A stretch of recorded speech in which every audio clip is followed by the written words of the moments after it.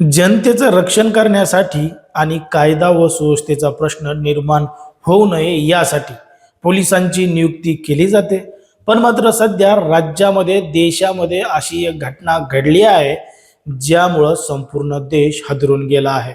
कारण की एकाच वेळी 9 पोलिसांना थेट फाशीची शिक्षा सुनावण्यात आलेली आहे. नेमकं त्या 9 पोलिसांनी असं काय केलं होतं ज्यामुळे त्यांना न्यायालयानं थेट फाशीची शिक्षा सुनावलेली आहे, हेच आपला सविस्तर या व्हिडिओमध्ये बघायचं. पण जर तुम्ही अजूनही आपलं चॅनल सबस्क्राईब केलं नसेल तर लगेचच करून घ्या आणि बाजूला असणाऱ्या बेल नोटिफिकेशनला सुद्धा ऑन करायला विसरू नका. आता ही जी संपूर्ण घडलेली घटना आहे ती आहे तामिळनाडूतील खोटुकोडी जिल्ह्यामध्ये घडलेली संपूर्ण घटना आहे. आणि या घटनेला गोष्टीला सुरुवात होते ती म्हणजे 19 जून 2020 मध्ये. आता 19 जून 2020 ला संपूर्ण देशभरामध्ये राज्यभरामध्ये कडक असा लॉकडाऊन लागलेला होता. कारण की कोरोनासारखी महामारी संपूर्ण जगामध्ये आलेली होती. मग याच लॉकडाऊनच्या दरम्यानमध्ये सरकारकडून काही निर्देशनं जारी करण्यात आले होते. त्यामध्ये दुकानांना आस्थापनांना काही टाइम देण्यात आला होता आणि त्या वेळेमध्येच दुकानं बंद करायचे होते. मग तामिळनाडूतील कोटुकोडी या जिल्ह्यामध्ये राहणारे जयराम आणि बेनिक्स यांचं त्या ठिकाणी मोबाईल रिपेअरिंगचं एक दुकान होतं. मग ते दुकान बंद करण्यासाठी त्यांना त्या ठिकाणी 10-15 मिनिटं उशीर झाला आणि तेवढ्यात त्या ठिकाणी पोलीस आले. सगळ्यांना दुकानं बंद करा असं सांगत होते. पण मात्र जेव्हा जयराम यांच्या दुकानाकडं पोलीस पोहोचले, त्यांना दुकानं बंद करा असं सांगितलं, तेव्हा जयराम म्हणले की ठीक आहे, काही हरकत नाही, मी बंद करतो. मग लगेचच बंद कर, असं कर, तसं कर असं म्हणता म्हणता जयराममध्ये आणि त्या ठिकाणी पोलिसांमध्ये थोडी बाचाबाची झाली. मग बाचाबाची एवढ्या मोठ्या प्रमाणात झाली की दोघांमध्ये त्या ठिकाणी वाद निर्माण झाला. मग पोलिसांना एवढ्या मोठ्या प्रमाणात त्या जयराम यांचा राग आला की त्यांनी थेट जयरामला उचललं आणि जवळच्या पोलीस ठाण्यामध्ये नेलं. पोलीस ठाण्यामध्ये नेल्यानंतर थेट त्यांना कोठडीत टाकलं आणि बेदमपणे मारहाण करायला सुरुवात झाली. आता त्यांना त्या ठिकाणी मारहाण होत असताना जयराम यांचा जो मुलगा आहे बेनिक्स हा तात्काळ जवळच्या त्या पोलीस स्टेशनमध्ये गेला. त्याच्या वडिलांना नेमकं का पकडलं, कशामुळं पकडलं याचा जबाब विचारायला त्या ठिकाणी गेला. पण मात्र तो त्या ठिकाणी ते विचारत असताना पोलिसांना अजूनच जास्त राग आला आणि पोलिसांनी त्याला सुद्धा पकडलं, जेलमध्ये टाकलं आणि त्याला सुद्धा मारहाण करायला सुरुवात केली. आता पोलिसांचा राग काही केल्या त्या ठिकाणी शांत होतच नव्हता. ते जयरामला आणि बेनिक्सला बेदमपणे मारहाण करत होते. त्यांनी एवढी मारहाण केली की त्या मारहाणीमध्ये ते गंभीर स्वरूपाने जखमी झाले. जोरजोरात आरडत होते, ओरडत होते. पण मात्र पोलीस थांबायचं नावच घेत नव्हते. एक झालं की दुसरा, दुसरा झाला की तिसरा, तिसरा झाला की चौथा, असं करत करत 9 जणांनी त्या 2 जणांना पोलीस ठाण्यामध्येच बेदम मारहाण करायला सुरुवात केली.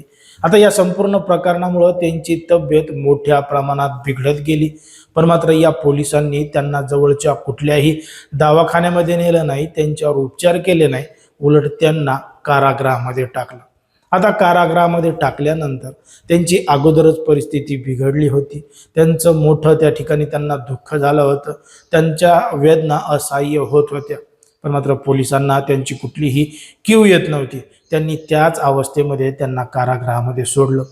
मग कारागृहामध्ये सोडल्यानंतर तारीख आली 22 जून 2020 ची. 22 जूनला त्या ठिकाणी जो बेनिक्स आहे त्याचा उपचाराअभावी त्या ठिकाणी मृत्यू झाला आणि मृत्यू झाल्यानंतर दुसऱ्या दिवशी 23 तारखेला त्याचा जो बाप आहे जयराम त्याचा देखील मृत्यू झाला.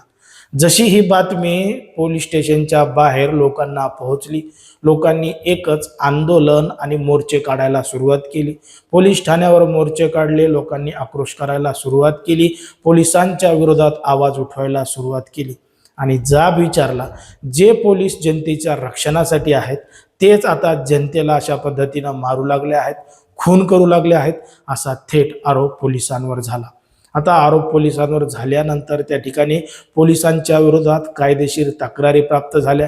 त्या ठिकाणी चौकशी करण्यासाठी CBIची नियुक्ती करण्यात आली आणि CBIची नियुक्ती करण्यात आल्यानंतर 2427 पानांचं या 9 पोलिसांच्या विरोधात आरोपपत्र सुद्धा दाखल झालं आणि हे संपूर्ण प्रकरण न्यायालयामध्ये गेलं.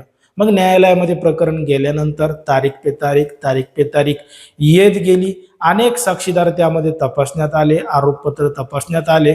अखेर एप्रिल 2026 मध्ये ते जे 9 आरोपी पोलीस आहेत त्यांना न्यायालयानं थेट फाशीची शिक्षा सुनावलेली आहे. कारण की न्यायालयाने कठोर शब्दात सांगितलंय की असे जर पोलीस त्यांच्या वर्दीचा गैरफायदा घेत असतील, अशा लोकांना जर पोलीस ठाण्यामध्ये आणून त्यांचा जीव घेत असतील तर यांना समाजामध्ये राहण्याचा काहीही अधिकार नाही. कारण की त्यांनी त्यांच्या पदाचा गैरवापर केलेला आहे आणि एका सामान्य माणसाला विनाकारण कुठलंही कारण नसताना त्याला अशा पद्धतीनं मारहाण करून त्याचा जीव घेतलेला आहे. त्यामुळं लोकांचा पोलिसांचा विश्वास उडून जाईल, म्हणून हा विश्वास कायम ठेवण्यासाठी अशा नराधम आरोपींना या जगामध्ये, देशामध्ये आणि समाजामध्ये राहण्याचा अधिकार नाही. म्हणून त्यांना थेट त्या ठिकाणी फाशीची शिक्षा सुनावण्यात आलेली आहे आणि आता त्यांच्यावर फाशीची कारवाई सुद्धा झालेली आहे.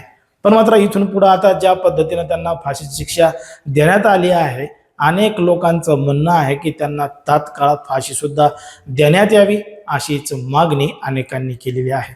पण मात्र ज्या पद्धतीनं तामिळनाडूतील या जिल्ह्यामध्ये घडलेली संपूर्ण घटना आहे, त्याच्यामध्ये ज्या पद्धतीने हे संपूर्ण घडलंय त्याच्यावर तुम्हाला काय वाटतंय हे अगदी स्पष्टपणे कमेंटमध्ये सांगा. आणि अशाच पद्धतीचे नवनवीन व्हिडिओ पाहण्यासाठी आपल्या चॅनलला लगेच सबस्क्राईब करायला सुद्धा विसरू नका. कारण की कोणाच्याही भावना दुखावणं, कोणाचंही मन दुखवणं हा आपला उद्देश नाही. समाजामध्ये जे घडतंय, मीडियामध्ये जे दिसतंय तेच सांगायचं काम आपण या ठिकाणी करत असतो. लोकांना सावध आणि सतर्क राहण्याचं सुद्धा आवाहन करत असतो.